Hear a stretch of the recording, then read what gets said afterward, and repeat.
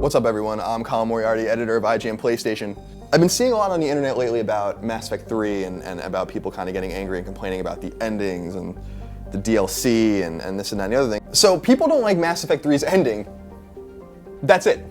Some people don't like Mass Effect 3's ending, so they want a petition to change it. That's the reason that they want BioWare to change it, because they didn't like it. It's not like Drew Karpyshyn and his team or the other writers that stepped into Mass Effect 3. It's not their vision, it's your vision. It's exactly what you wanted, right? I hated the ending of Battlestar Galactica. I hated the ending of Rosemary's Baby. You know, that had really bad endings, but you know what? The adventure in getting to that ending was pretty good still, and I don't think it ruins the entire project.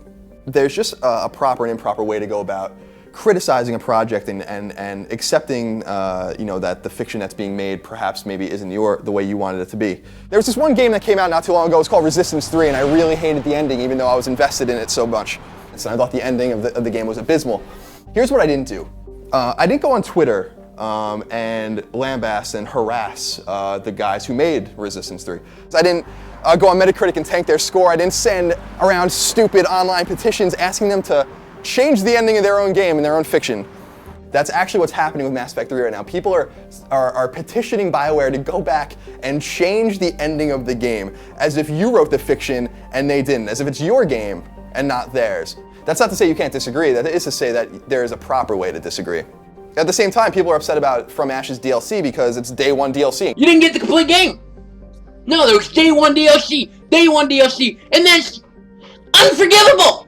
Because God forbid BioWare and Electronic Arts, they want to make money. I know that game development's supposed to be altruistic and it's supposed to be people just make games for fun and then they go home and sleep on cots in their mom's basement because that's the way the game industry's always worked, right? So BioWare makes day one DLC From Ashes and Electronic Arts says that it's on the disc.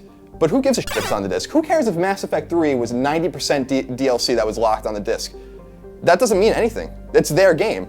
So if the From Ashes DLC disgruntles you, if the day one DLC disgruntles you, that's fine. Why don't you do something proactive about it by not buying it? Of course, this all kind of culminates in a huge problem, which is entitlement. And people think they're getting gouged in the game industry, and people think that they're spending too much money. Well, I have a fucking reality check for you. The reality check is that games are cheaper both in real money and in inflated money than they've ever been. Even if you spend $10 on From Ashes and added that to the $60 you paid for Mass Effect 3, your games are still cheaper than they were when I was a kid.